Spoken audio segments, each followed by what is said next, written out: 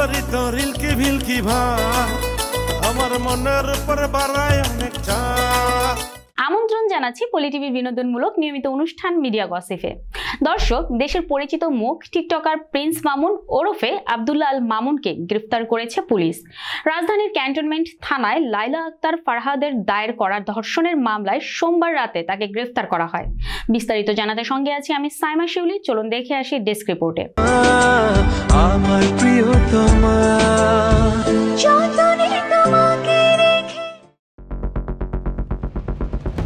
দাউদকান্দি থানার ভারপ্রাপ্ত কর্মকর্তা মোহাম্মদ মোজাম্মেল হক গণমাধ্যমকে বলেন, টিকটকার মামুনের বিরুদ্ধে ঢাকা ক্যান্টনমেন্ট থানায় একটি ধর্ষণের অভিযোগ করা হয়।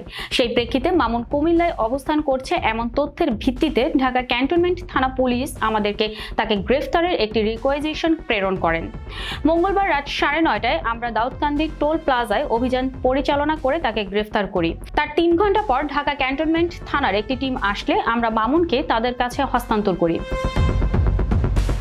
ক্যান্টনমেন্ট থানার ভারপ্রাপ্ত কর্মকর্তা শাহিনুর রহমান সংবাদ মাধ্যমকে জানান, বিয়ের প্রলোভনে ধর্ষণের কথা জানিয়ে রোববার প্রিন্স মামুনের বিরুদ্ধে রাজধানীর ক্যান্টনমেন্ট থানায় একটি মামলা করেন লাইলা। এরপর সোমবার রাত 9:30টার দিকে কুমিল্লার পুলিশ তাকে গ্রেফতার করে।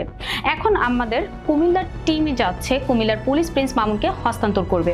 অভিযোগে লাইলা উল্লেখ করেন, মামলার বিবাদী আব্দুল্লাহ আল মামুন ওরফে প্রিন্স মামুনের সঙ্গে আমার গত 3 বছর আগে সামাজিক যোগাযোগ মাধ্যম ফেসবুকের মাধ্যমেই পরিচয় হয়। পরিচয়ের এক পর্যায়ে মামুন আমাকে বিয়ে করবে এই মর্মে প্রলোভন দেখিয়ে আমার সঙ্গে প্রেমের সম্পর্ক স্থাপন করে। সে আমাকে জানায় তার ঢাকায় থাকার মতো নিজস্ব কোনো বাসা নেই, যেহেতু প্রেমের সম্পর্ক সৃষ্টি হয় এবং মামুন আমাকে বিয়ে করবে বলে জানিয়ে তার সাথে কথা সরল মনে বিশ্বাস করে তাকে আমার বাসায় থাকার অনুমতি দেয়। 2022 সালের 7 জানুয়ারি মামুন তার মাকে সঙ্গে নিয়ে আমার বাসায় এসে বসবাস করতে থাকে। ওই দিন থেকে সে আমার বাসায় আমার সঙ্গে একই রুমে থাকতে শুরু করে। বিয়ের প্রলোভন দেখিয়ে একাধিকবার শারীরিক সম্পর্ক করে। দর্শক, লাইলা আরো জানান, মামুন আমার বাসায় থাকাকালে তার বাবা মা মাঝে মধ্যেই সেখানে এসে অবস্থান করত। আমি মামুনকে একাধিকবার বিয়ের বিষয় বললে সে বিভিন্ন অজুহাতে সময়ক্ষেপণ করতে থাকে। সর্বশেষ চলতি বছরের 14 মার্চ মামুন আবার ধর্ষণ করে। পরবর্তী সময়ে আমি তাকে বিয়ের বিষয় বললে সে ক্ষিপ্ত হয়ে ওঠে, আমাকে বিভিন্ন অশ্লীল ভাষায় গালিগালাজ করে। আজ এই পর্যন্তই। পরবর্তী পর্বে হাজির হওয়ার প্রত্যাশা নিয়ে বিদায় নিচ্ছি। আল্লাহ হাফেজ।